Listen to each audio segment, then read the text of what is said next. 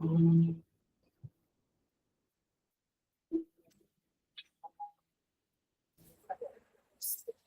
ओम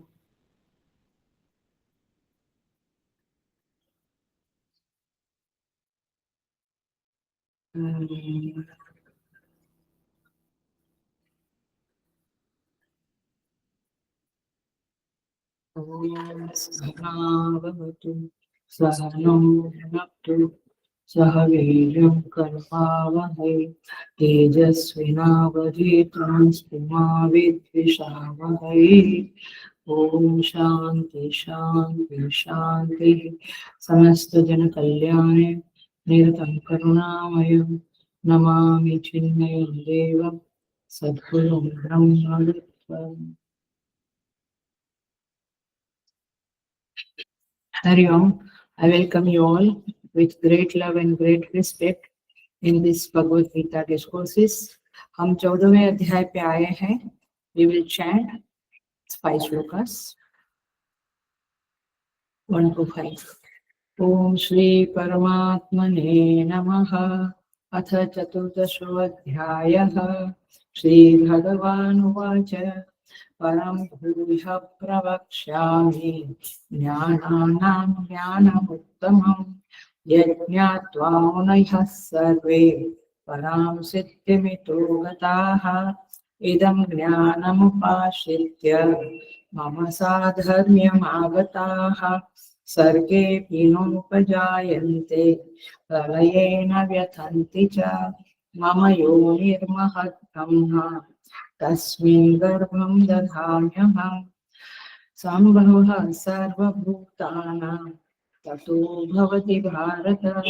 सर्वयोनिषु कौन्तेय भूतयः सम्भवन्ति याः तासां ब्रह्ममहद्योनिः अहं बीजप्रदः पिता. सत्त्वं रजस्तम इति गुणा प्रकृतिसम्भवाः निबध्नन्ति महाबाहो देहे देहिनमव्ययम्.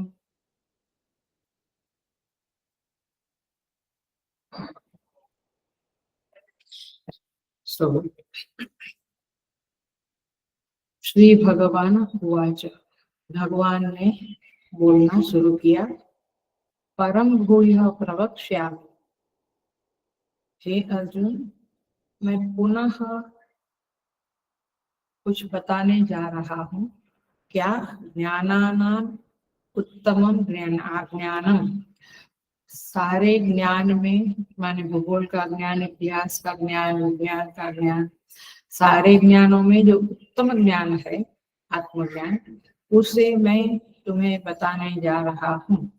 ये 14वां अध्याय की बिगनिंग में भगवान की प्रतिज्ञा है. यज्ञात्वा मुनयः सर्वे परां सिद्धिं इतो गताः. जिसे जानकर सारे मुनि लोग इस जगत से सिद्धि माने मोक्ष को प्राप्त करके चले गए हैं. माने उस मोक्ष के ज्ञान के बारे में मैं तुम्हें बताऊंगा. इदम ज्ञानमुपाश्रित्य. भगवान कहते हैं इस ज्ञान का जो आश्रय लेता है, इस ज्ञान को जो प्राप्त कर लेता है, वह मम साधर्म्यम आगताः. मेरे स्वभाव को, मेरे स्वरूप को प्राप्त कर लेते हैं. सर्गे अपि न उपजायन्ते. और क्या होता है प्रभु? वे सृष्टि के आरंभ में उत्पन्न नहीं होते, उन्हें जन्म नहीं होता है. प्रलय न व्यथन्ति च. और महाप्रलय में भी वे लोग व्यथित, दुखी नहीं होते हैं. ये मुनि लोगों का कैरेक्टरिस्टिक है, जिन्होंने इस संसार से मोक्ष ज्ञान प्राप्त करके मुक्ति को प्राप्त किया. ये 2 श्लोक हमने पिछले क्लास में किए थे. आज हम आए हैं तीसरे नंबर के श्लोक के ऊपर. भगवान कहते हैं अब यहाँ पे उत्पत्ति का कथन शुरू होता है. ये सृष्टि कैसे उत्पन्न हुई इसके बारे में परमेश्वर बताते हैं. ध्यान से समझ लेना. ये तो हम सोचते हैं ये कहाँ से आई सृष्टि, बोलते जाने दो ना, अपने को क्या जहाँ से आई। ऐसा नहीं, यहाँ समझ लेना हाउ द क्रिएशन हैपेंस। भगवान कहते हैं मम योनि महत ब्रह्म, हे अर्जुन हे भारत, मेरी महत ब्रह्म, महत ब्रह्म माने प्रकृति, ये प्रकृति मेरी योनि है। तस्मिन् गर्भम दधामि अहम, उस योनि में मैं गर्भाधान करता हूँ, गर्भ प्रस्थापित करता हूँ। संभव सर्वभूतानां, फिर उससे उस जड़ चेतन के संयोग से संभव सर्वभूतानां, ततः उससे सारे भूतों की उत्पत्ति होती है। माने प्रकृति रूपी योनि में मैं गर्भ का आधान करता हूँ, उससे जैसे बच्चा उत्पन्न होता है वैसे सारी सृष्टि उत्पन्न होती है। ये भगवान का कहना है। हम इसको अच्छी तरह से समझेंगे, क्योंकि जैसा आपके दिमाग में ह्यूमन बीइंग का है वैसा नहीं है ये कुछ गहराई से समझने जैसी बातें हैं। आइए हम देखेंगे।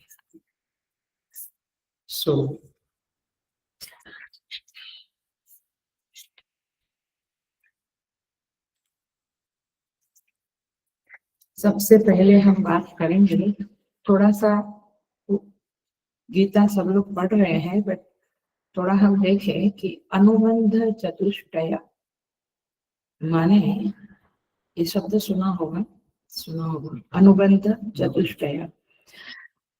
इसके बारे में देखते हुए हम फिर आगे बढ़ेंगे।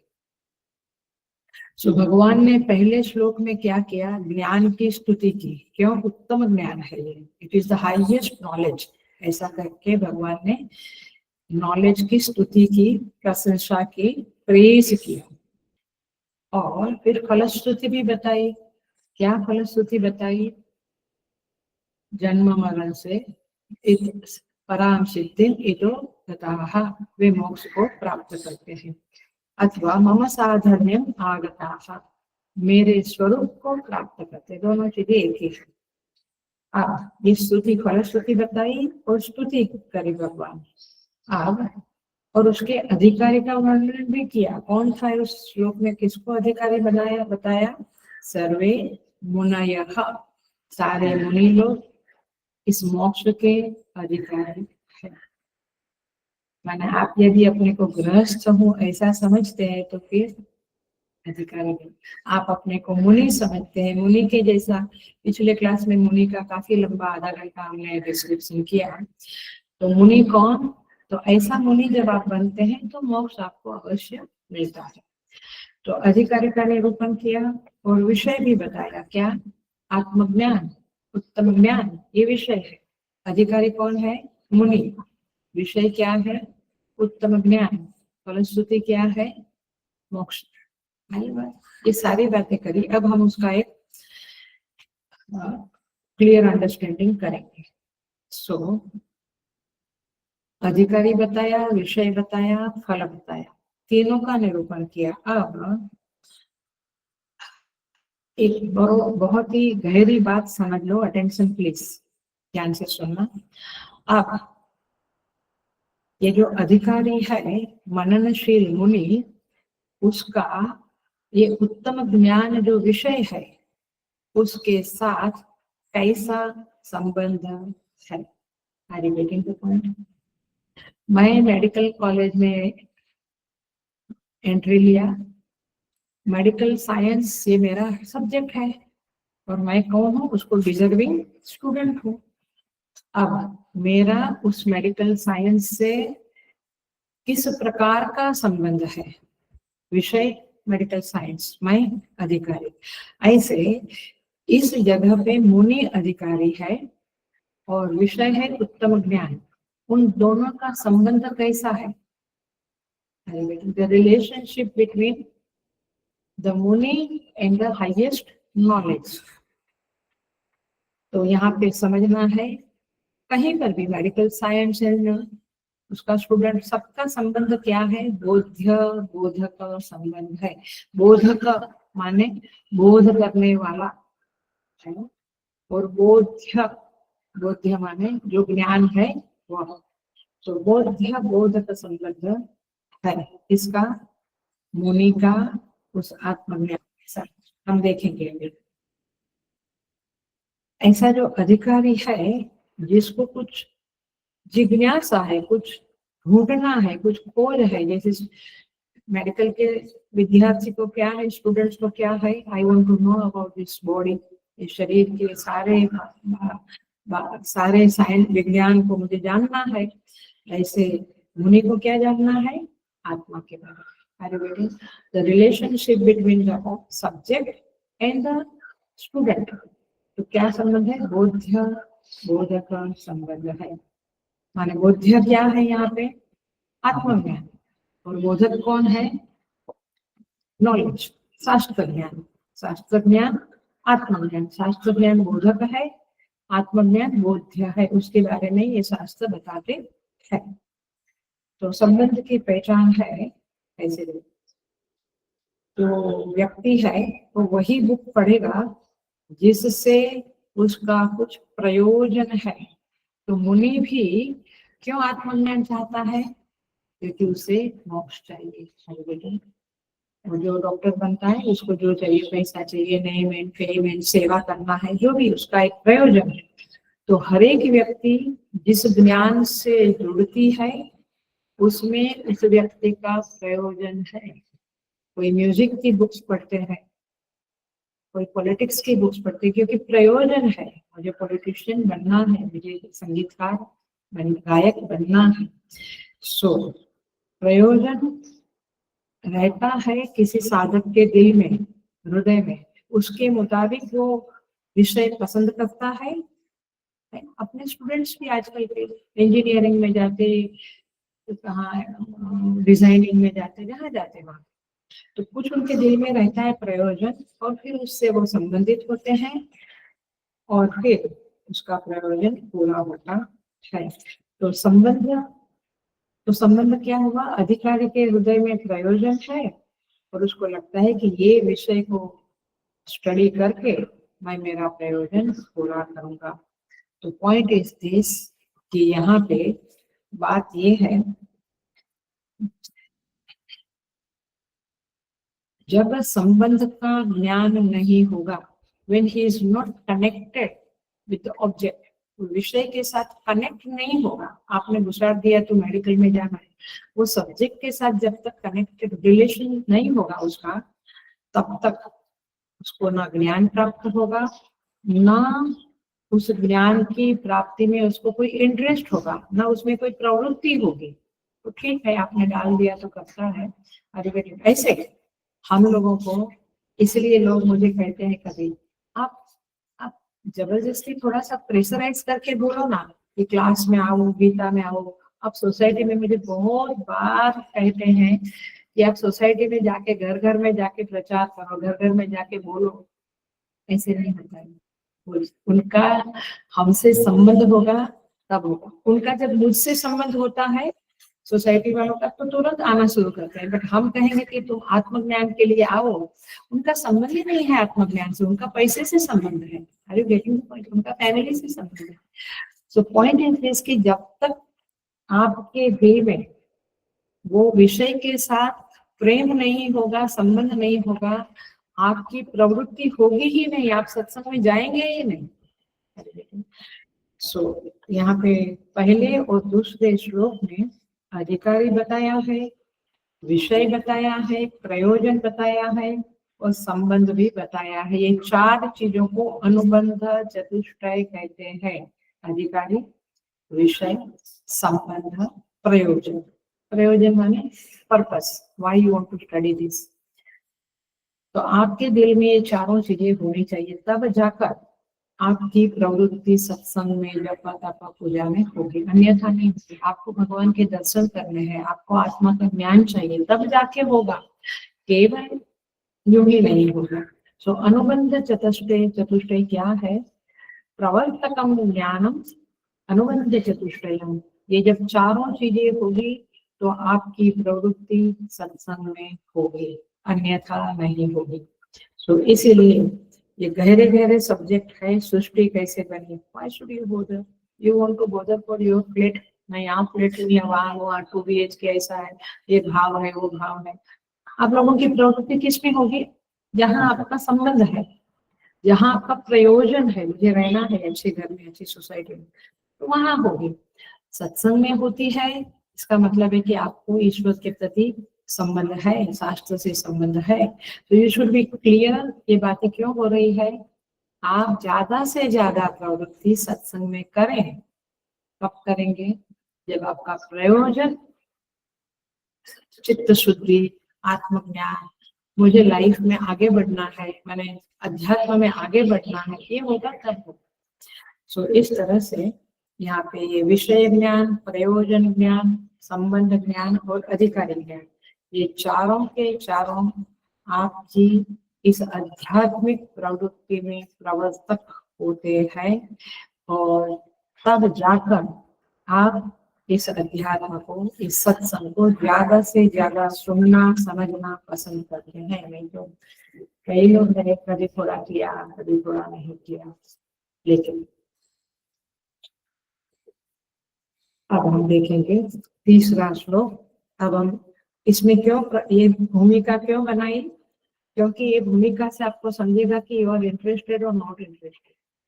जो बच्चा मेडिकल में गया, वो इंटरेस्टेड है तो अच्छा डॉक्टर बनेगा, बहुत इंटरेस्टेड नहीं है, इधर उधर और भी उसका मन में चलता है, he will not be successful. तो आप अध्यात्म को समझे। तो देखो, मम योनिर महत ब्रह्म, श्लोका नंबर 3 में भगवान कहते हैं मम योनि महत ब्रह्मा, माने मेरी एक प्रकृति है, जिसको योनि भी कहते हैं। माने मम योनि का क्या अर्थ है? मेरी प्रकृति। भगवान कहते हैं मेरी एक प्रकृति है और उसे योनि कहते हैं। क्यों योनि कहते हैं? क्योंकि वो सारे के सारे विश्व का कारण है, इसलिए हम कहते हैं प्रकृति माता। हमारी हिंदू संस्कृति में गाय को माता कहते हैं, हमें जन्म देने वाली माता वो उसको माता कहते हैं, और नदी को माता कहते हैं, प्रकृति को माता कहते हैं, और पृथ्वी को माता कहते हैं ना। तो इस तरह से हमारी संस्कृति में ये प्रकृति जो है वो भगवान कहते हैं वो योनि है, क्योंकि वो सारी सृष्टि का कारण है, सारी सृष्टि की माता है। समूची सृष्टि समस्त भूतों का वह प्रसव स्थान है। प्रसव स्थान माने जहाँ से सृष्टि उत्पन्न होती है। प्रकृति में से सृष्टि उत्पन्न होती है। लेकिन मूल बात है, भगवान कहते मम योनि, मेरी योनि है। मेरा शब्द क्यों डाला भगवान ने? भगवान तो क्या माने, भगवान किसको मेरा ऐसा क्यों कहते हैं? क्योंकि वह प्रकृति जो है वह मेरे ऊपर डिपेंडेंट है, स्वतंत्र नहीं है। प्रकृति can not do anything by itself. आपको समझ में आता है? किस जगह में भूमि कैसी है, उसके आधार पे प्लांट्स बढ़ते हैं या मर जाते हैं। तो इसमें रोल किसका है? भूमि का, बादल का, पानी का, सूर्य का नहीं। उस जगह का भी कर्म होता है, उसके फल के आधार पे वहां पे सब होता है। फलदाता कौन है? परमात्मा। तो भगवान क्या कहते हैं? मम योनि, माने ये मेरी है। मेरी का मतलब है मेरे ऊपर डिपेंडेंट है, परतंत्र है, स्वतंत्र नहीं है। She can not do anything by itself. परिस्थिति आती है, हम क्या कहते हैं? प्रकृति ने भेजी। हाँ, प्रकृति देती है। एक्सीडेंट हुआ, कुछ घर अच्छा मिल गया, कुछ लॉटरी लगी, कुछ सिलेक्ट हो गया, ये परिस्थिति आई, बट प्रकृति ने दिया, कर्म फल जाता परमेश्वर ने दिया। तो प्रकृति इज द, सुन लेना, मीडिया, इट्स अ निमित्त टू गिव यू समथिंग। लेकिन देने वाला कौन है? परमात्मा। सो भगवान कहते हैं वो मेरी है। और महत ब्रह्म, उसका नाम महत ब्रह्म है। भगवान ने इस 14वें अध्याय में आते आते प्रकृति का नाम रखा महत ब्रह्म। महत माने महान। वो क्यों महान है? क्योंकि सारे कार्य का वह कारण है, सारे घट है वो कार्य है, इफेक्ट है। इसका कारण क्या है? मिट्टी है। तो मिट्टी महान की घट महान? मिट्टी महान। ऐसे प्रकृति सारे ये नदी, समुद्र, पहाड़, वृक्ष, पशु पक्षी सबकी कारण है, तो सबसे वो महान है। सो इस तरह से महत् शब्द का अर्थ हुआ ब्रह्मा। ये ब्रह्म शब्द का क्या अर्थ है? ब्रह्म माने बृहद्वात ब्रह्म, बृहद व्यापक है, वह अपने कार्यों का भरण पोषण करती है, इसलिए उसका नाम ब्रह्मा बना। माने जो हमें अस्तित्व देता है, माने घट कब तक घट के रूप में रहेगा? जब तक मिट्टी है। आया? तो क्या कहा जाएगा? मिट्टी ने घट का भरण पोषण किया। ऐसे ब्रह्मा अथवा प्रकृति भरण पोषण करते हैं। गेहूं दाल चावल खाते हैं, वो क्या है? प्रकृति का ही रूप है। और उसमें जो पोषण की शक्ति देते हैं, जीवन की शक्ति देते हैं, वो तो परमात्मा ही भरते हैं उसमें। आयुर्वेदिक थोड़ा सटल है बट समझ लो। तो आखिर ये दोनों मिलके ही, प्रकृति और परमेश्वर मिलके ही सब कुछ होता है। सो कारणत्वात् योनि, महत्त्वात् महत्, भरणात् ब्रह्मा और परतंत्रत्वात् मम। ये चारों शब्दों का अर्थ आपने पकड़ लिया होगा, ऐसा नहीं समझते। मम योनि महत् ब्रह्मा। तो चारों शब्दों को समझते हुए पहला क्वार्टर थोड़ा बहुत समझे हैं,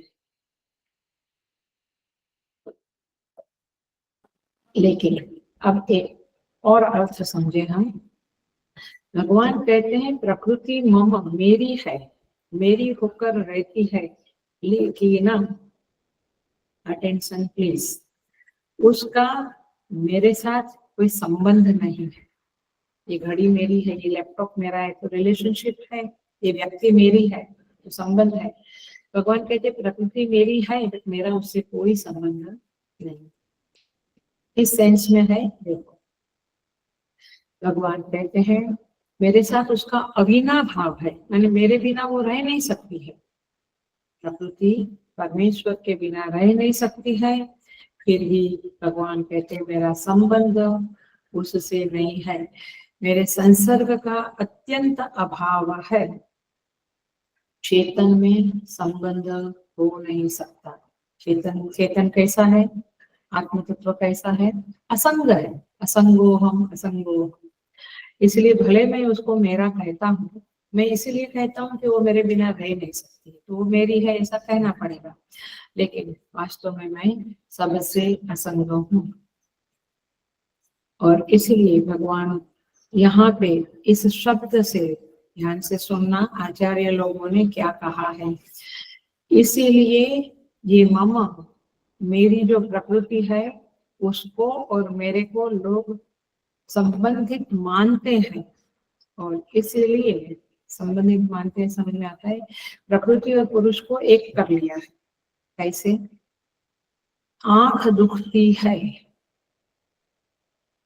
या पैर दुखता है, तो मैं क्या बोलता हूँ? मुझे दुखता है, आंख को दुखता है, पैर को दुखावा हो रहा है, लेकिन मैं अपने को दुखावा होता है, ऐसा मतलब क्या हुआ? चेतन ने उसे पंच महाभूत के पुतले के साथ संबंध बना लिया। सो वास्तव में चेतन का तो प्रकृति के साथ कोई संबंध है नहीं, बट ये जो अज्ञान है, ये अध्यास हमने प्रकृति का पुरुष के ऊपर चढ़ा दिया। और इसलिए ओपनिंग से ही ये चैप्टर हमको हिंट देता है गुणत्रय विभाग योगो नाम चतुर्दशो अध्याय। तो ये चैप्टर हमें बताता है कि आप ये तीनों गुणों से, माने प्रकृति से ऊपर उठ जाओ, उससे तादात्म्य ना रखो। ये शरीर से बहुत हमें मोहब्बत है, ये दिमाग बुद्धि से मेरी बुद्धि मेरी भावना, ये सब आपका नहीं है, आपका उससे संबंध नहीं है, वो प्रकृति का कार्य है। इट्स द इफेक्ट ऑफ प्रकृति, पंचमहाभूत प्रकृति का कार्य है। और ये शरीर भी प्रकृति का कार्य है, इफेक्ट है। तो आप उसके साथ संबंधित होते हो, ये गलती है। ये हमें कैसे समझना है? तब यहाँ पे कहते हैं भगवान मामा योनि, परंतु मैं उससे संबंधित हूं। सो इस अध्यास को तोड़ना, ये इस चैप्टर का सेंट्रल आइडिया है। इस सुप्रीम पोजीशन जो है, ये जो संसर्ग हो गया है, वास्तव में नहीं हुआ, बट हम मानने लगे हैं, इसको तोड़ दे। ये इस चैप्टर का कंक्लूजन पॉइंट है, अथवा को सेंट्रल आइडिया है। आपको क्या करना पड़ेगा? आपको विवेक करना पड़ेगा, डिस्क्रिमिनेशन करना पड़ेगा, बुद्धि का उपयोग करना पड़ेगा। ये कर्म से नहीं होगा, भावना से नहीं होगा, भक्ति से नहीं होगा, ये बुद्धि से होगा। विवेक करना पड़ेगा, डिस्क्रिमिनेशन करना पड़ेगा। दृष्टा और दृश्य का विवेक। दृष्टा कौन है? चेतन, मैं। और दृश्य कौन है? ये सारा प्रकृति, और शरीर भी प्रकृति। इन दोनों के बीच में जो एक गांठ बन गई है, जो एक, इसको बोलेंगे अपवित्र संबंध बन गया है। वास्तव में संबंध है नहीं, इट्स इलीगल संबंध बन गया है। उसको तोड़ना है, उसको समझना है कि ये मैं नहीं हूँ। सो ये शरीर, ये संसार प्रकृति का हिस्सा है और मैं चेतन हूँ। सो इस तरह से साधक को ये असंगता साधने का कोशिश करना पड़ेगा। ये तीनों गुण, सत्व, रज और तमो, तीनों गुणों का जो तमाशा हमारे अंदर चल रहा है, उसको देखते रहना है। उसके अंदर लपेटना नहीं है, उसके अंदर आ नहीं जाना है। जैसे रजोगुण आया दौड़े काम करने को, या गुस्सा या लोभ, या आपको उससे अलग रहना है। You have to see how they are dancing and how they are trying to make you dance. अपने को डांस नहीं करना। सो इसका अर्थ ये हुआ, देखो अभी एकदम गहरी बात कहने जा रही हूँ, एकदम गहरी बात। साधक को बिगिनिंग में क्या करना पड़ेगा? साधना में शुरुआत में हमें क्या करना पड़ेगा? विषय से असंगता करनी पड़ेगी, मन ऑब्जेक्ट से। इसको मिलना है नहीं, खास जरूरत नहीं है। ये सामान चाहिए नहीं, खास जरूरत नहीं है। ये कपड़े नहीं, इनफ है मेरे पास। आपको जितना हो सके उतना ऑब्जेक्ट्स ऑफ द वर्ल्ड से वैराग्य, थोड़ा दूरी करना पड़ेगा, तब तो असंगता आएगी। नहीं तो कैसे आएगी असंगता? Are you getting the point? Number one, objects of the world से, व्यक्ति, वस्तु, पदार्थ। दूसरी है, वो बहुत गहरी बात है। दूसरा, आपको अब जब मेच्योर साधक बनते हैं तो आपको कान खुले हैं, दिमाग सावधान है, बरोबर अटेंशन लेके सुनो। आपको आगे बढ़ के मेच्योर होने के बाद विषयाकार वृत्ति से असंग बनना है। विषयाकार वृत्ति। चलो मैं खरीदने नहीं गई मॉल में, लेकिन दिमाग में तो आया ना, उसने बोला था by one get one free है, शायद ले लो, मैं देखते हैं पैसा आएगा तभी। विषय का वृत्ति तो चलती रहती है ना। मेच्योर साधक के दिल में, चित्त में विषयाकार वृत्ति का भी संबंध नहीं रहता है। बाहर के विषयों से संबंध तोड़ा। हम लोग 7 दिन जाते हैं ना मौन में, एकांत में, तो हम क्यों जाते हैं? क्योंकि अब बस हो गया, सब थोड़ा शांत रहे, सबके साथ हमेशा जुड़े जुड़े जुड़े जुड़े रहते हैं, थोड़ा अलग रहे। लेकिन वो तो विषयों से संबंध आपने थोड़ा तोड़ा, अथवा काफी दूर रहे। विषयाकार वृत्ति से भी आपको संबंध तोड़ना है, माने असंग रहना है, उससे भी संग न होवे, उसकी सावधानी रखनी है। I am getting the point? पूरे चैप्टर का अनुबंध चतुष्टय समझ लो। आपको अधिकारी बनना है, आपको उसी विषय से जुड़ना है जो आपको मोक्ष का प्रयोजन है, वो मोक्ष को देवे, उसी विषय से जुड़ना है। प्रयोजन आपको क्लियर रखना है, मुझे मोक्ष चाहिए, अथवा परमेश्वर का दर्शन चाहिए, वॉटेवर, या कृपा चाहिए, या चित्त शुद्धि चाहिए। प्रयोजन क्लियर रखो, उसके संदर्भ में जो विषय है उसी से जोड़ो, बाकी फालतू विषयों से ना जोड़े। और जो हम अपने को मुनि बनाने की, माने मननशील, बुद्धिमान, चिंतनशील व्यक्ति बनाने की कोशिश करें। अभी हम चिंतनशील नहीं है, हम सोचते बहुत है, बट इधर उधर का फालतू चिंतन नहीं करते हैं। We are not doing analysis of this world, our own karmas, our own emotions. We are not doing. हम नहीं करते. सो ये अनुबंध चतुष्टय ठीक होगा तो आपकी प्रवृत्ति फास्ट होगी, और दूसरा आपके अंदर विवेक शक्ति, डिस्क्रिमिनेशन पावर, एनालिसिस करने की ताकत होगी, तो फिर आप ये दृष्टा और दृश्य का विवेक करके धीरे धीरे उस दृश्य से उपराम हो जाएंगे, मतलब इस दुनिया से उपराम हो जाएंगे. उपराम माने वैराग्यवान. यू डोंट फील लाइक कि मैं इधर भी संबंध बनाऊं, इधर भी संबंध बनाऊं. इतना जो, इसलिए गुजरात के जो महान भक्त नरसिंह मेहता हो गए, वो जबरदस्त बोलते हैं उनका भजन भी. वो बोलते हैं भलू थयु, उसकी पत्नी जब गुजर गई, वाइफ गुजर गई, तो बोले भलू थयु भांगी जंजाल, सुखे भजसु श्री गोपाल. भलू थयु माने अच्छा हुआ, भांगी जंजाल. अब देखो, भलू थयु भांगी जंजाल, सुखे भजसु, सुख से अब हम भजेंगे, सुखे भजसु श्री गोपाल. अब हम गोपाल का भजन सुख से करेंगे. ऐसा इस दुनिया में कोई नहीं होगा कि जो ऐसा सोचेगा कि चलो गई, अथवा स्त्री ऐसा सोचेगी कि पति गया, सुखे भजसु श्री गोपाल. ये बहुत जबरदस्त चीज है. हमारा मोबाइल भी क्रैश हो जाता है तो हम कितना दुखी हो जाते हैं.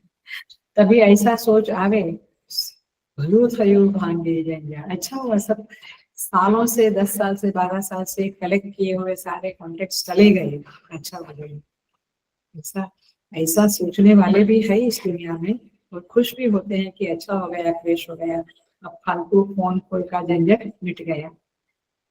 So anyway, so the point is this कि आपको संबंध काटने हैं, संबंध रहित होने की कोशिश करनी है.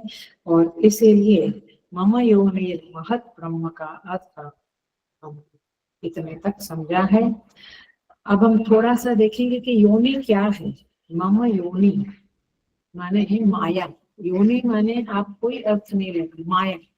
भगवान की योनि माने माया, भगवान की योनि है.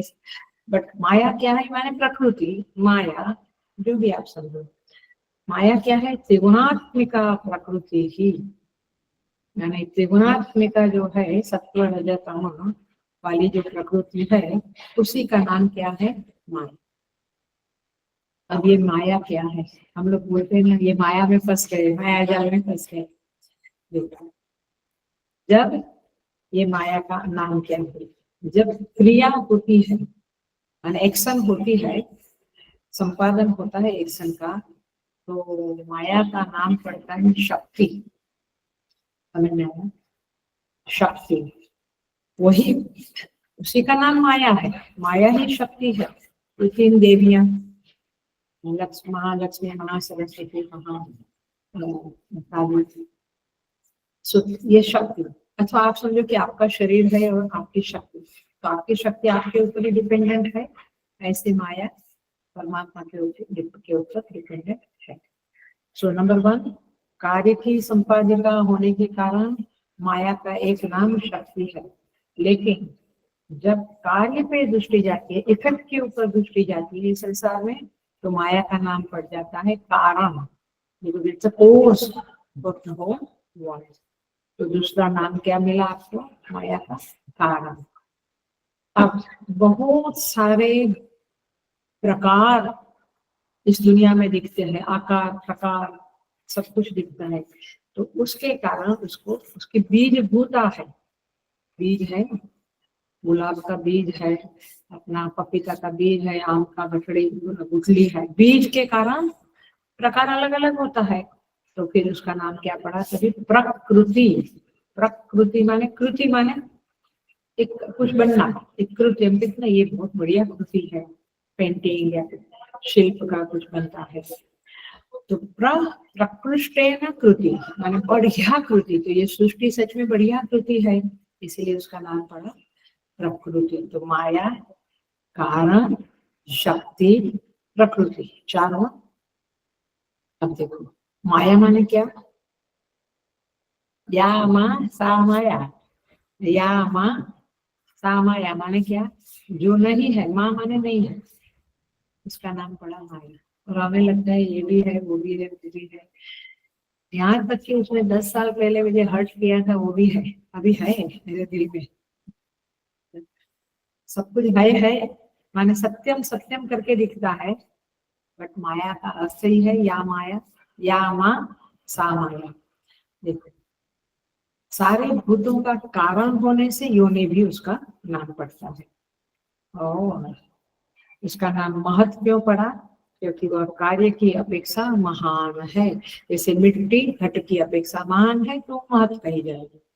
और ब्रह्म क्यों पड़ा, हमने अभी भी देखा, भरण पोषण करते हैं, मिट्टी घट का भरण पोषण करती है, इसलिए उसका नाम पड़ा माया, ब्रह्म। और भगवान ने उसको मम कहा क्योंकि वो भगवान के ऊपर डिपेंडेंट है, परतंत्र है, इसलिए भगवान ने उसको मम कहा। तो इस तरह से 8-9 अवस्था होता है मम योनिर महत् ब्रह्म। अब सेकंड टुकड़ा है तस्मिन् गर्भम दधामि अहम, उसमें मैं गर्भ आधान करता हूँ। अब ये तो सबसे गहरा टॉपिक है, और ये एक बार समझ लिया तो आपकी समझ बहुत स्पष्ट हो जाएगी सृष्टि के संदर्भ में। कोई कहे व्हाट इज क्रिएशन, बोलो आजा बैठ जा सामने, ऐसे एक शब्द में नहीं बोलूंगा, पूरा उसको बताना पड़ेगा, आपको समझना पड़ेगा। तो गर्भम दधामि का अभिप्राय है, हमने कई तरह उपनिषद में देखा है, जब ही जीवों का कर्मों का परिपाक हो जाता है, माने क्या, कर्म फल देने के लिए तैयार हो जाता है। मैंगो पेड़ पे है, कच्चा है, लेकिन फल देने के लिए माने मैं खा सकूं ऐसा तैयार हो गया, तो उसको क्या कहेंगे, अब ये फसल का परिपाक हो गया, फसल बन गई। सो परिपाक किसका होता है यहाँ पे, कर्मों का। माने मेरा कोई कर्म है, हम कहते हैं ना इतना दुष्कर्म करता है उसको कोई फल ही नहीं मिलता है, क्योंकि उसका अभी परिपाक नहीं हुआ है, it is not become mature. तो और वो में कौन से कर्म का कैसा फल कब परिपाक होगा, मैच्योर होगा, ये हमारे हाथ में नहीं है, ये ऊपर वाले के हाथ में। तो जब जीवों के कर्मों का परिपाक होता है तो प्रकृति व्यक्तोन्मुखी होती है, माने अब प्रकृति मैनिफेस्ट होने के लिए रेडी होती है। क्योंकि प्रकृति आपको कि जाग जाते हैं हम लोग, बिस्तर से जाग जाते हैं, तो क्या अभी हम काम करने के लिए मैनिफेस्ट रेडी हो गए, ऐसे प्रकृति अभी मैनिफेस्ट होने के लिए रेडी हो गई, उसको कहेंगे व्यक्तोन्मुखी। उस उन्मुखता को सुज्ञाकार वृत्ति भी कहते हैं। माने हमारे अंदर आप देखो एकदम उठ के तुरंत विचार नहीं आएगा, एक थोड़ा क्षणों के बाद आएगा, आज ये करना, कल वो करना, किया था। तो सुज्ञाकार वृत्ति माने एक क्रिएटिव वृत्ति उत्पन्न होती है, आज मुझे ये करना है, इसको क्या कहेंगे, सृजन। सृजन माने सर्जन। सुज्ञाकार वृत्ति उत्पन्न हुई किसमें, प्रकृति में, अब मैं सृष्टि बने। सो यह जो सुज्ञाकार वृत्ति है वह चेतन से युक्त होती है, मतलब कि चेतन इज देयर इन दैट वृत्ति, क्योंकि वृत्ति सजीव तब होती है जब चेतन है। चेतन हट गया तो मन माने व्यक्ति खत्म हो गए ना, फिर उसके अंदर फिर विचार आएगा नहीं आएगा, क्योंकि वो तो अभी जड़ हो गए। तो चेतन साथ में है, तो चेतन के प्रतिबिंब से युक्त होने के कारण ऐसा मानो कि प्रकृति गर्भीणी हो गई। गर्भीणी हो गई मैंने उसको गर्भाधान हो गया, इसका अर्थ क्या हुआ, अब वह जागी और उसके अंदर चेतन का प्रतिबिंब पड़ा। आप इस बात को ऐसे समझे, जब हम जागते हैं तभी हमारा मन माने सुसुप्ति से हमारा मन शुरू होता है, विचार शुरू होता है। इसका मतलब क्या हुआ, अब जो चेतन है, जो उसमें जागृत संघात चेतना है, यानी जो एक तत्व है जिसके कारण जीवन है, तो जीवन शक्ति को उसके साथ हम जुड़ गए, सुसुप्ति में पड़े थे, है ना, जुड़ गए तो शक्ति आई, विचार आया, भावना आई, सब कुछ आया। तो इस तरह से सारी प्रकृति, पकड़ लेना इस बात को, सारी प्रकृति अब फिर से जो महाप्रलय में सोई पड़ी थी अब जाग गई तो वो तो चेतन से जुड़ी ही है, क्योंकि चेतन के बिना तो रह नहीं सकती है, परंतु अब वो अवेयरनेस हो गई और फिर उसको कहेंगे वो चेतन से उपहित हो गई, चेतन से जुड़ गई मतलब उपहित हो गई और फिर अभिव्यक्त होने लगी। जब वो मैनिफेस्ट होने लगी तो उसको हम कहते हैं क्रिएशन शुरू हुआ। वास्तव में क्रिएशन हुआ नहीं, वो था ही, वो अनंत काल से ये सृष्टि है ही, केवल वो प्रलय में जाती है अथवा उत्पन्न होती माने मैनिफेस्ट होती है। जैसे हम सुषुप्ति में जाते हैं और फिर हम जाग जाते हैं, ऐसे ही सृष्टि का ये है। सो इसीलिए उसको जब हम सिम्बोलिज्म करते हैं तो हम कहते हैं पृथ्वी एक माता है ना, तो पृथ्वी माता की कृपा हुई इस तरह। ऐसे तीनों देवियां भी it's a manifestation of that power only. So प्रकृति जब परिणमित हुई तो अब माने प्रकृति जब परिणमित होना माने वो जब मैनिफेस्ट होने लगी तो उसका नाम पड़ता है महत तत्व।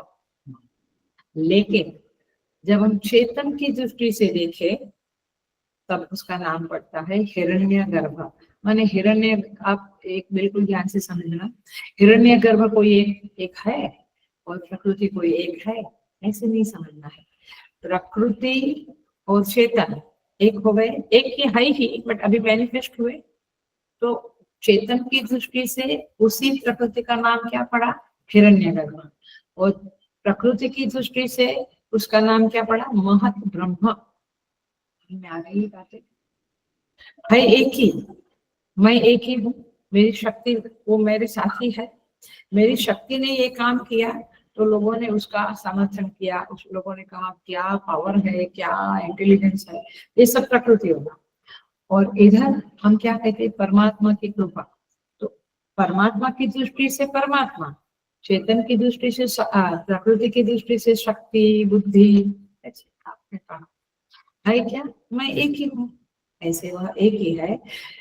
सो महत तत्व को ही वेदांत में ईश्वर की दृष्टि से हिरण्यगर्भ नाम देते हैं, और जब वो जड़ रूप में है तब उसको महत तत्व कहते हैं। तो अब देखो, ततो सर्वभूतानां संभवः भवति, फिर वो दोनों का जब संयोग हो गया, संयोग है ही बट सोया पड़ा था, अब जाग गए तो फिर काम शुरू हो गया।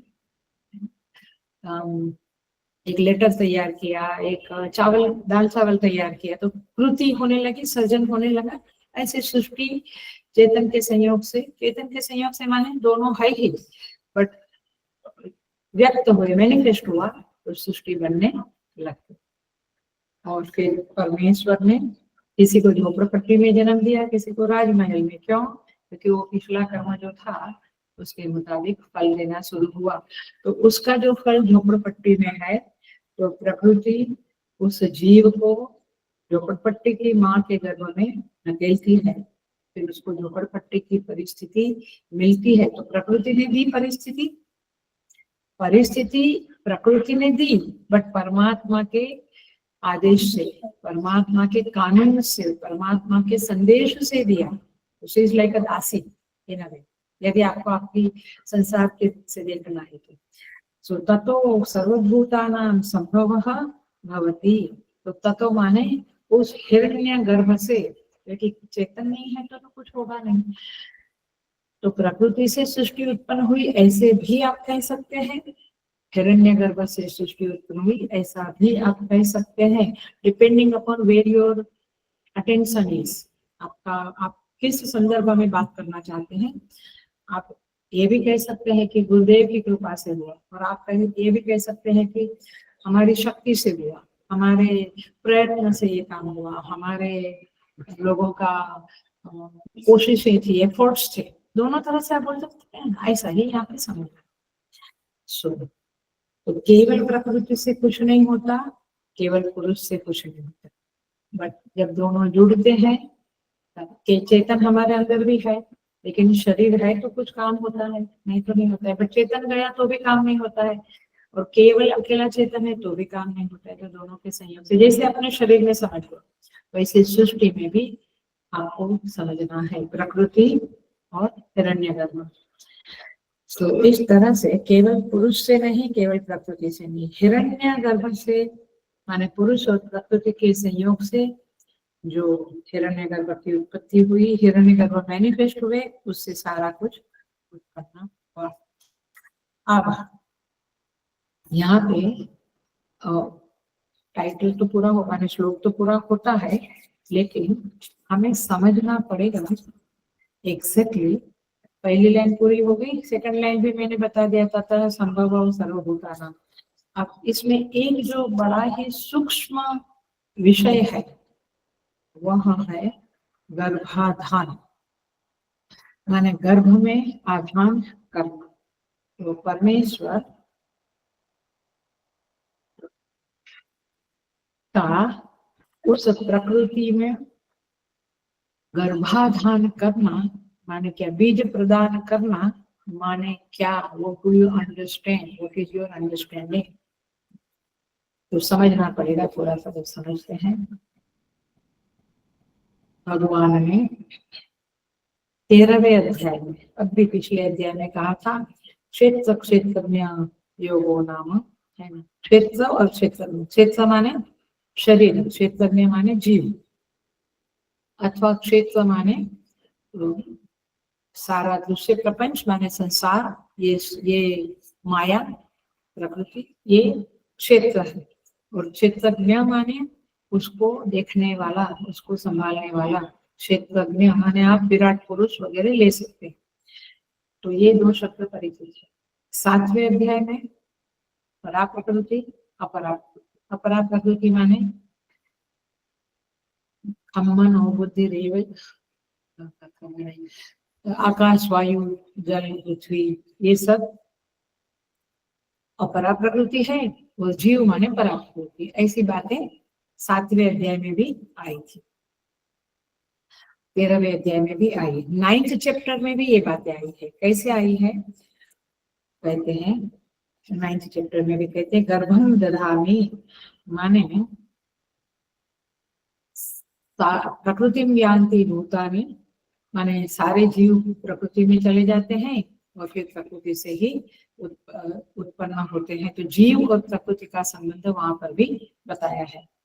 सो यहाँ पे कहते हैं, अब समझ लेना, एक वाक्य बहुत इंपॉर्टेंट है, ईश्वर क्षेत्र और क्षेत्रज्ञ माने शरीर और जीव अथवा सृष्टि और सृष्टि का दृष्टा माने विराट पुरुष, उसका स्वामी है।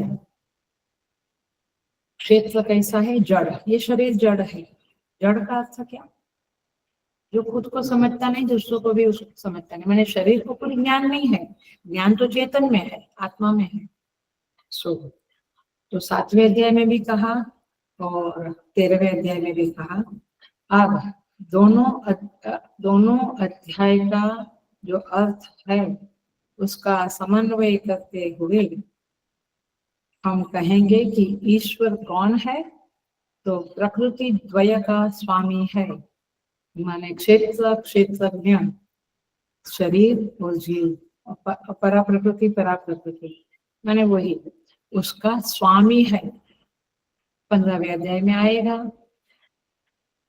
क्षर सर्वाणि भूतानि कूटस्थोक्षर उच्यते, और फिर कहते हैं परमात्मे इति उदाहृतः, उत्तम पुरुषस्त्वन्यः परमात्मेति उदाहृतः, माने क्षेत्र एक है, क्षेत्र में एक है, उससे उत्तम पुरुष परमात्मा है। तो परमात्मा ने इन दोनों को पकड़ के रखा है, ऐसा वहां पे कहते हैं। तो अभी तस्मिन् गर्भम दधाम्यहम्, गर्भाधान करना माने क्या? तो ध्यान से सुनना। गर्भाधान का अर्थ है, भगवान भाष्यकार ने बहुत क्लैरिटी से लिखा है, क्षेत्रज्ञं क्षेत्रेण संयोजयामि, क्षेत्रज्ञं क्षेत्रेण संयोजयामि। आपको चूंकि संसारिक बुद्धि है तो यहाँ पे कहीं दिया नहीं है, आचार्य लोग बोलते भी नहीं है, बट मैं आपको एक बहुत रफली समझाती हूँ कि माता के गर्भ में जीव जाता है तो गर्भ में शरीर तैयार होता है। उस जीव का उस शरीर के साथ संयोग कौन करता है? कभी सोचा है? Are you getting the point?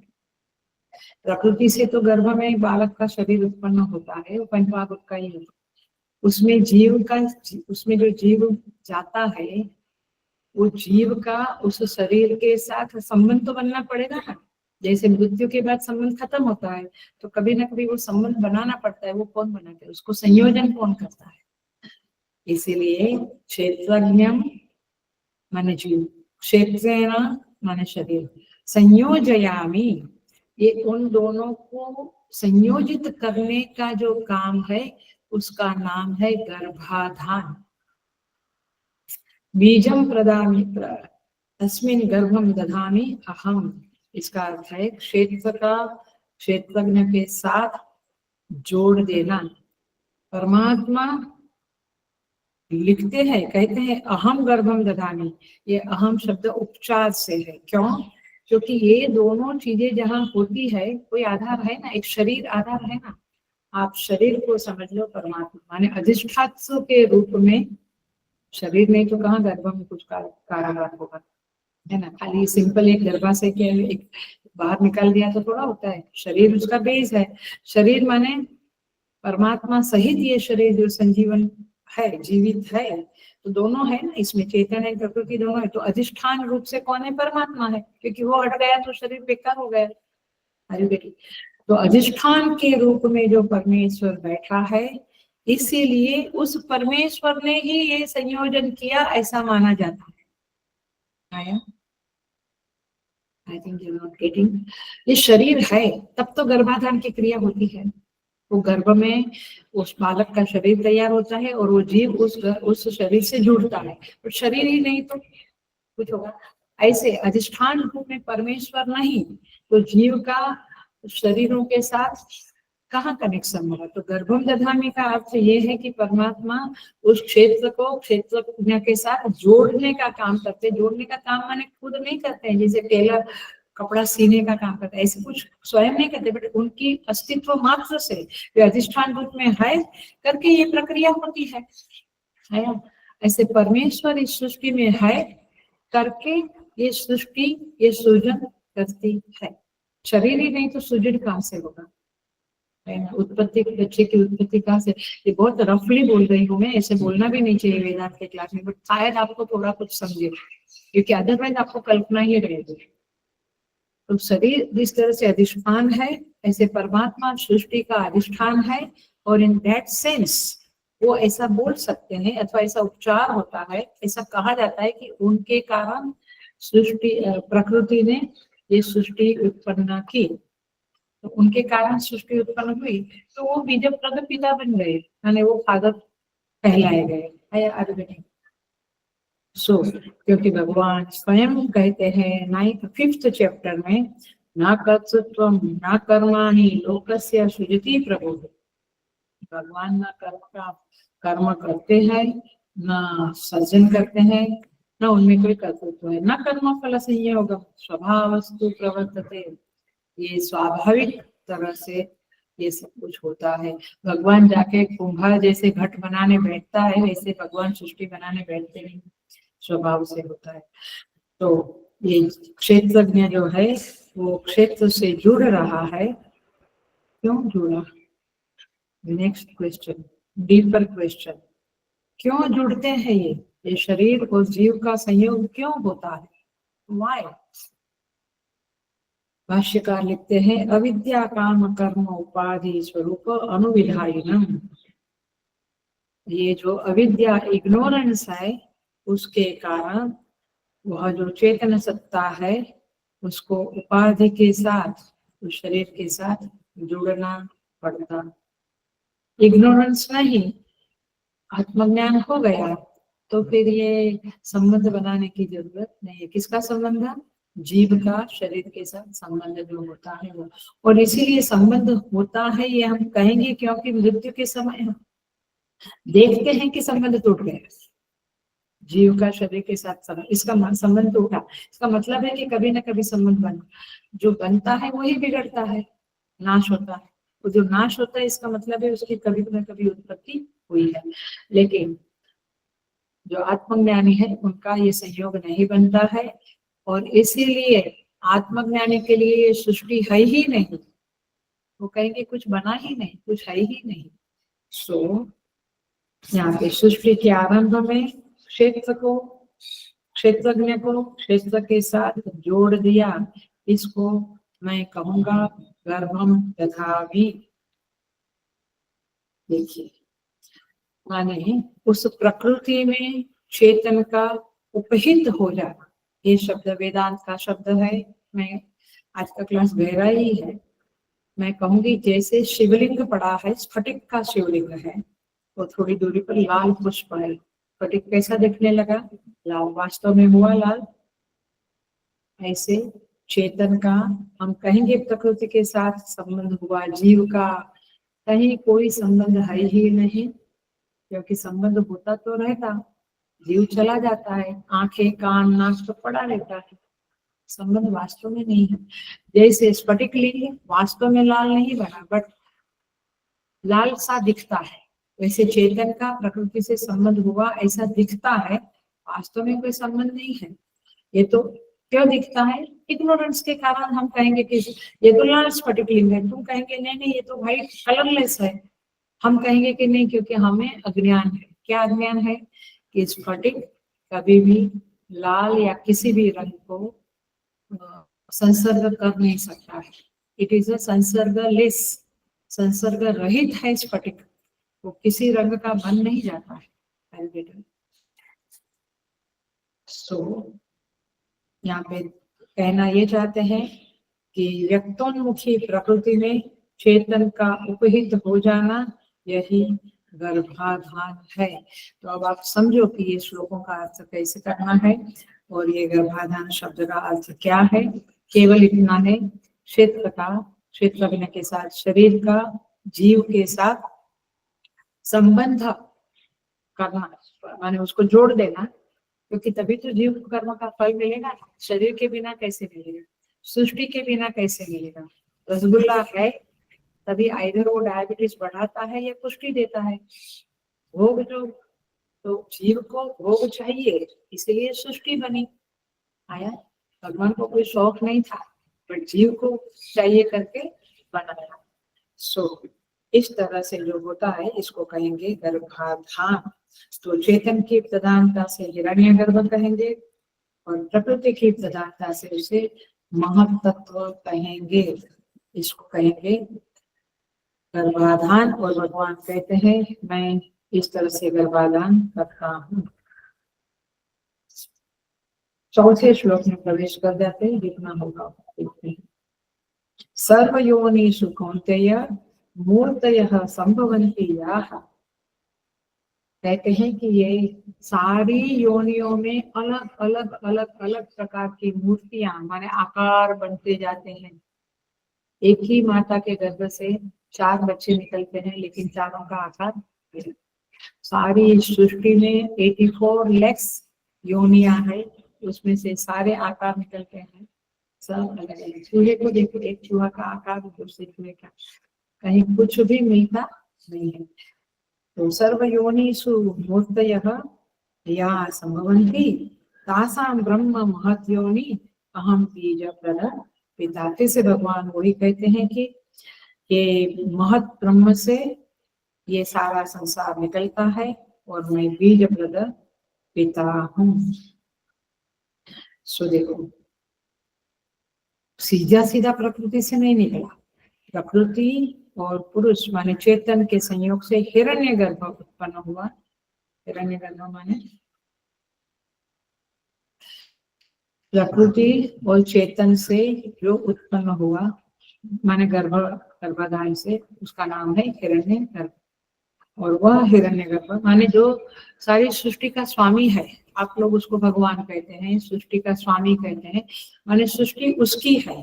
क्यों? क्योंकि उससे उत्पन्न हुई, तो डायरेक्ट प्रकृति से नहीं, विराट पुरुष से, हिरण्यगर्भ से तो ये सृष्टि उत्पन्न हुई।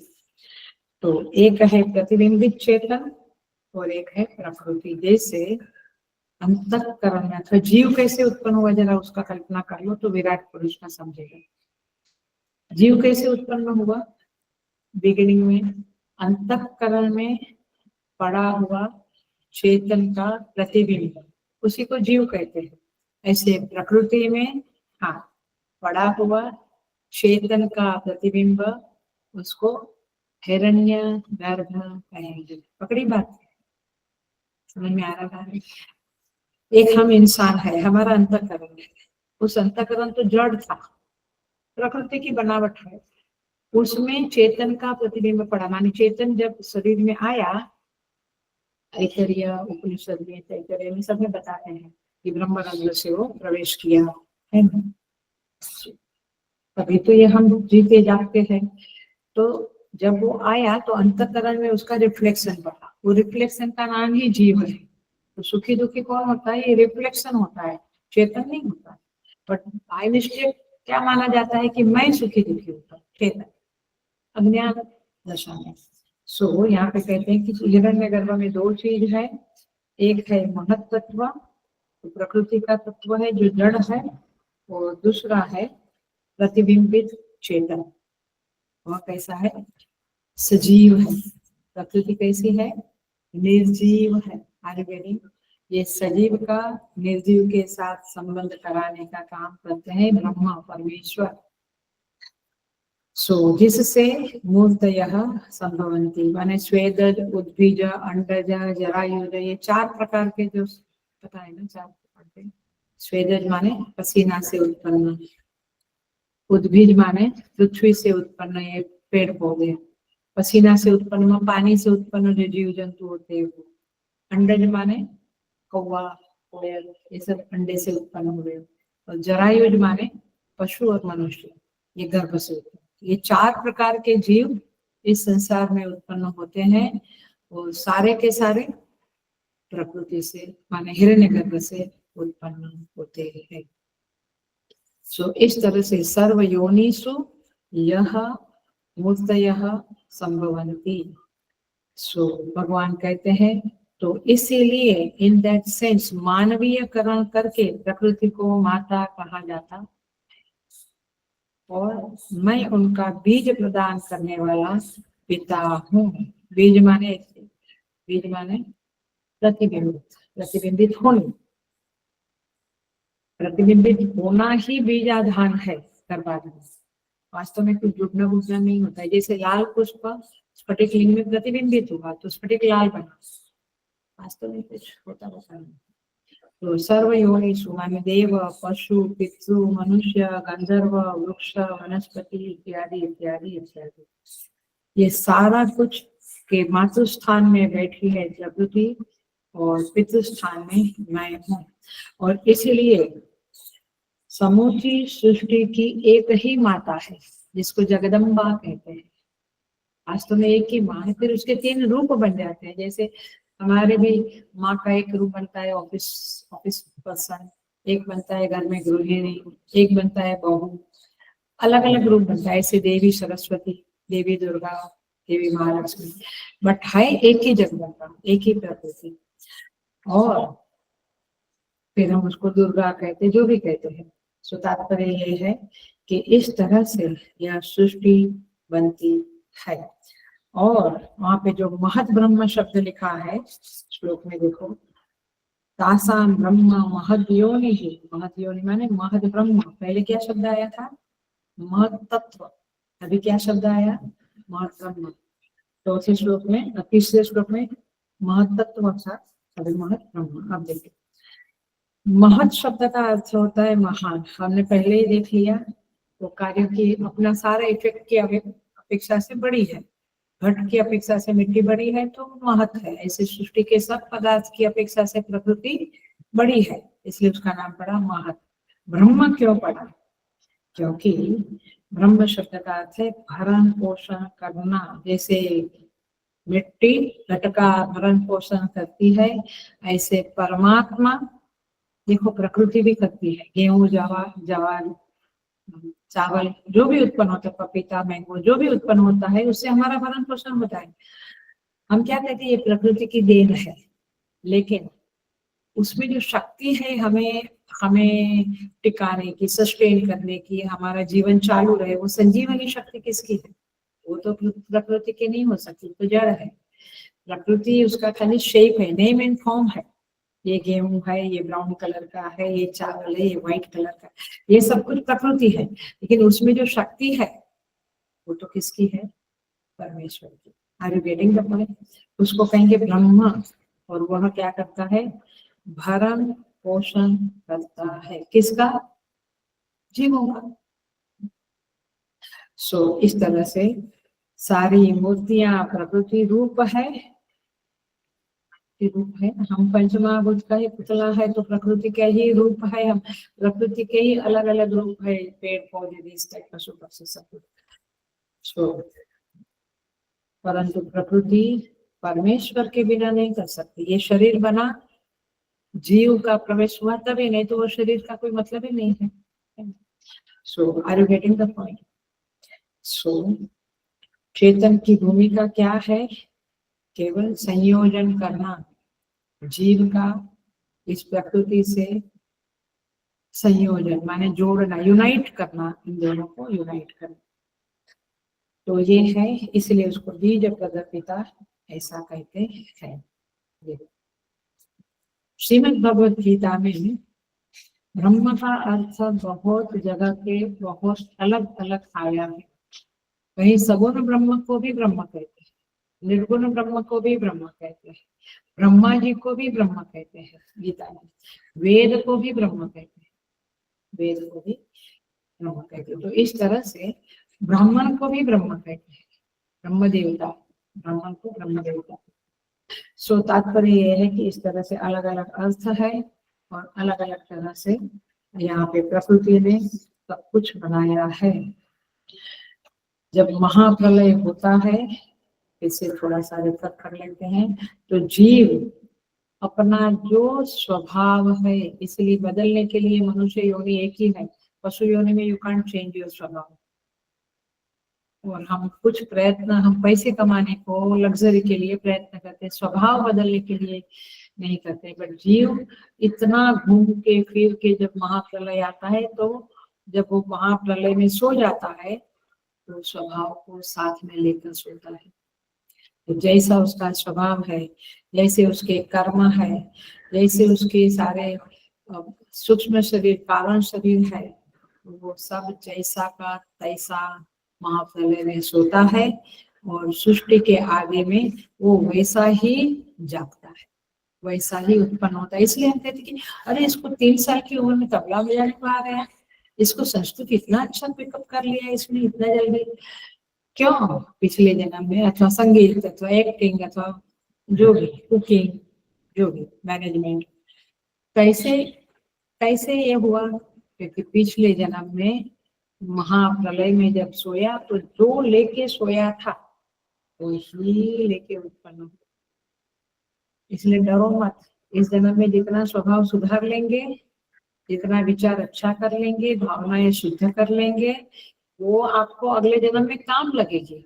हम कहते हैं ना, कोई व्यक्ति अरे बचपन से बहुत पवित्र है, ये आत्मा बहुत पवित्र, कोई साधु संत बनता है, ऐसे थोड़े साधु वही गर्भ से उत्पन्न हुए, लेकिन क्यों साधु संत बन गए, क्यों इतने बड़े बन गए? क्योंकि पिछले जन्मों में उन्होंने ये प्राप्त किया था, साधना की थी, जप तप किया था। तो इस जन्म में 5 साल की उम्र से शंकराचार्य जी, बहुत छोटी उम्र से सब समर्थ रामदास कहो, सब लोग, ज्ञानेश्वर महाराज कहो, सब लोग बचपन से ही महान बन गए। क्यों? क्योंकि पिछले जन्म का ये था। तो महाप्रलय, जहाँ पृथ्वी का जल में, जल का वायु में, वायु का आकाश में, ऐसे एक पंचमहाभूत दूसरे में लय होते होते होते सारा कुछ शून्यावस्था जैसा हो जाता है। How it will be, we don't. परंतु हम सुषुप्ति में जाते हैं तो कैसा शून्य हो जाते हैं, ऐसा ही सारी सृष्टि शून्य हो जाती है, ऐसा समझना है। तो जीव और निर्जीव प्रकृति दोनों महाप्रलय में अव्यक्त हो जाती है, और फिर जीवों का कर्म जब परिपाक होता है, तो उस प्रकृति में क्षोभ उत्पन्न होता है, और फिर सृष्टि बनती है। सांख्य वाले लोग कहते, सांख्य दर्शन कहता है कि सृष्टि जीवों के परिपाक के कारण नहीं बने। वे कहते हैं कि गुणों की साम्यावस्था प्रकृति है और इस प्रकृति में पुरुष का सन्निधि हुआ, इसीलिए सृष्टि बनी। मैंने उनका ऐसा है कि पुरुष और प्रकृति का संयोग हुआ, इसलिए सृष्टि बनी। हम कहते हैं कि सृष्टि अव्यक्त में थी और जीवों के कर्मों के कारण सृष्टि क्रिएशन हुआ। वे कहते हैं पुरुष की सन्निधि मिली, इसलिए क्रिएशन हुआ। अब देखो, सन्निधि है तो कभी सन्निधि है कभी नहीं है, तो कदाचित तत्व आ गए, मैंने कदाचित कभी कभी वाला हो, ऐसा नहीं है। प्रकृति सदा पुरुष से संयुक्त है, मेरी शक्ति मुझसे सदा संयुक्त है। तो वेदांत क्या मानता है? प्रकृति सदा पुरुष से सन्निधि में है, किंतु जीवों के परिपाक के कारण सृष्टि बनी। जस्ट एक फर्क दिखाते, बाकी सारे दर्शन तो नहीं करेंगे हम, बट इंटरेस्टिंग है सब। न्याय दर्शन, पूर्व मीमांसा क्या मानता है सृष्टि क्यों बनी, क्योंकि आखिर साधक को जीव जगत और ईश्वर के बारे में समझना है। तो एक बात खाली समझाती हूँ कि सांख्य वाले लोग ऐसा मानते हैं कि पुरुष की सन्निधि में प्रकृति आई तो उसका सृष्टि बनी, माने उससे सृष्टि बनी। वेदांत मानता है कि सन्निधि तो कायम है, क्योंकि सन्निधि नहीं होती तो कभी होती है कभी नहीं होता, ऐसा नहीं होता है। जो तात्पर्य ये है कि इस तरह से अलग अलग दर्शन है और अलग अलग तरह से वे सृष्टि की प्रक्रिया को और सृष्टि उत्पन्न होने की विधि को समझाते हैं। आपको इंटरेस्ट है तो भारतीय दर्शन पढ़ना चाहिए, हमारे स्वामी सुबोधानंद का वो ग्रंथ है, मिशन में है, तो उसमें सारी बातें लिखी है। बट बेसिकली जीव जगत और ईश्वर, ये 3 टॉपिक है जिसको जब हम समझेंगे तभी हम वास्तव में वेदांत में प्रवेश किया ऐसा माना जाएगा। थोड़ा सा ऊपर से गीता पढ़ लिया, कर्मयोग थोड़ा कर लिया और वेदांती बन गए, ऐसा नहीं होगा। सो इस तरह से यहाँ पे कर्म सिद्धांत के आधार पे ही जीवों का परिपाक होता है और सृष्टि बनती है, इस बात को वेदांत कहता है। अगले क्लास से एकदम आपका फेवरेट टॉपिक आने वाला है और वह है सत्व, रज और तम। आपके अंदर ये तीनों गुणों का जो कारोबार चलता है, सारा मैनेजमेंट चलती रहती है, वो क्या कैसे चलती है, उसके क्या लक्षण है, वे क्या करते हैं, उसको कैसे हमें दूर करना है, उससे कैसे संबंध काटना है, सभी बातें आगे 5 नंबर से 18 नंबर के श्लोक तक केवल, माने 8 और 14 श्लोक में केवल गुणों की चर्चा होगी और उसको एग्जाम्पल देके हम अच्छी तरह से समझेंगे वेडनेसडे को। ओम पूर्णमदः पूर्णमिदं पूर्णात् पूर्णमुदच्यते पूर्णस्य पूर्णमादाय पूर्णमेवावशिष्यते। ओम शांति शांति शांति। हरि ओम। श्री गुरुभ्यो नमः। हरि ओम।